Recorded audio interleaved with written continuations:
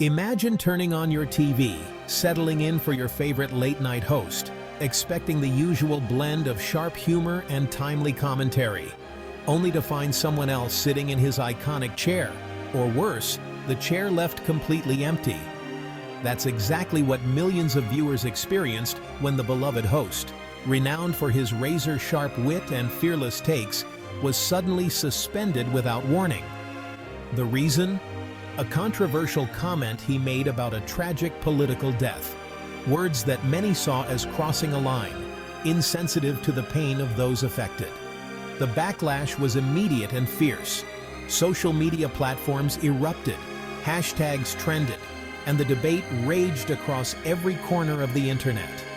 Some viewers felt he had gone too far, disrespecting not just the grieving family, but the gravity of the moment itself.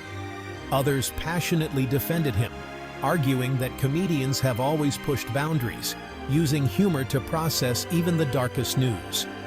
The controversy quickly grew beyond a single joke. It became a heated national conversation about intent versus impact, and the role of comedy in society.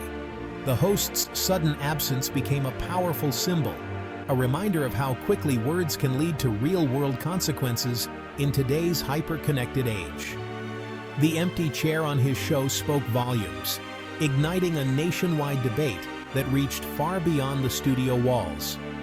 People everywhere were asking tough questions. Was this about comedy, tragedy, respect, or the boundaries of free expression? Outrage and support clashed both online and in the streets, as communities and individuals took sides. Some demanded accountability and consequences, while others saw the suspension as a dangerous threat to free speech and artistic freedom. The story became a powerful reminder that in our always connected world, a single moment on television can spark a nationwide debate, changing the cultural landscape overnight. Where do we draw the line between humor and harm? What do we truly value as a society? Compassion, or the freedom to speak our minds? The suspension was more than just a shakeup in late-night TV. It was a cultural earthquake, forcing the nation to confront its values and the power of words. The network found itself in the eye of a storm, facing a critical decision. Should they protect their star host, whose presence had become synonymous with their brand, or should they respond to the growing wave of public outrage that threatened to engulf them? Suspending him was intended to calm the situation, to put out the flames, but instead, it only made the fire burn hotter, fueling even more controversy and debate. Supporters saw the move as caving to outside pressure, a betrayal of free expression and the very principles the network claimed to uphold. Suddenly, the network's decision wasn't just about one host. It became a national story about corporate values, public trust, and the boundaries of acceptable speech. Behind closed doors, executives, lawyers, and PR teams scrambled to manage the fallout, weighing legal risks, public relations nightmares, and the future of their brand. The host called his suspension a disappointment, a personal and professional blow that only deepened the rift between the network and its audience. It was the classic clash, creative freedom versus corporate caution, with both sides convinced they were fighting for the soul of the network. After a week of heated debate, mounting support for the host, and relentless public pressure, the network finally reversed course and reinstated him. Public opinion and the voices of celebrities and influencers proved too powerful to ignore, echoing across social media and news cycles. The reversal made it clear that in today's media landscape, the collective voice of the audience can outweigh even the most carefully calculated boardroom decisions.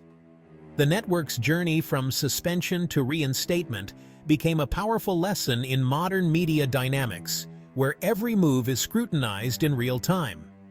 Decisions aren't made in a vacuum. They're shaped, challenged, and sometimes overturned by the people watching at home, whose reactions ripple outward. In the end, the audience's voice was the loudest in the room, echoing through every screen and every boardroom. This saga revealed just how much power viewers really have, and how quickly that power can shift the course of events. In the end, the network learned a hard truth. Freedom and fear are always in tension on live TV, and the balance between them is never easy to maintain. Just as the host returned, a new twist. His show was blacked out in major cities. Local station owners pulled the episode, citing community standards and controversy. Viewers in places like Dallas and Philadelphia saw reruns instead. This move exposed the power local affiliates have over what we see. The host joked about it, but the blackout revealed a deeper fracture in the media landscape. Even in the streaming age, local control still matters. The conflict between national networks and local stations raised tough questions. Who decides what we watch? The controversy pulled back the curtain on the complex web, shaping our nightly TV. The controversy quickly drew in political heavyweights. A former president publicly celebrated the host's suspension, turning the debate into a political battleground. The host fired back, accusing the politician of bullying and trying to silence critics. The feud made headlines, transforming a late-night show into a stage for a national debate on power and speech. The host also called out a government agency for threatening the network's license, calling it government overreach. He argued that politicians shouldn't control what comedians say. The story shifted from a personal controversy to a fight for free expression. The late-night stage became a battleground for democracy itself. At the heart of the drama was a powerful government agency, the broadcast watchdogs. The host accused them of threatening the network's license over his monologue. He argued this was a direct attack on free speech, protected by the First Amendment. The watchdog's job is to manage airwaves, not police jokes, he insisted. The difference between a network's business decision and government censorship became the focus. The host turned his personal battle into a civics lesson for millions. Legal experts and citizens debated, where's the line between regulation and censorship? The controversy reminded everyone that free speech must be defended, especially against powerful forces. The stakes were bigger than one show. They were about democracy itself.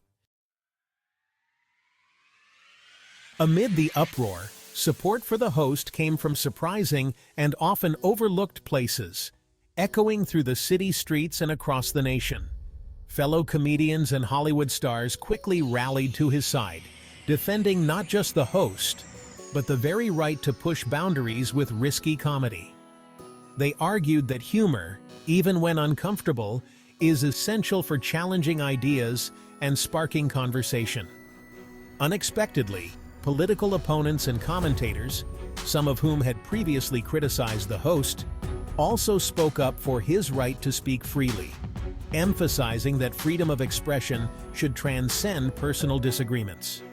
Even those who disliked the joke or disagreed with the host's views defended the principle of free speech, recognizing its importance in a healthy democracy. The public joined in with passion.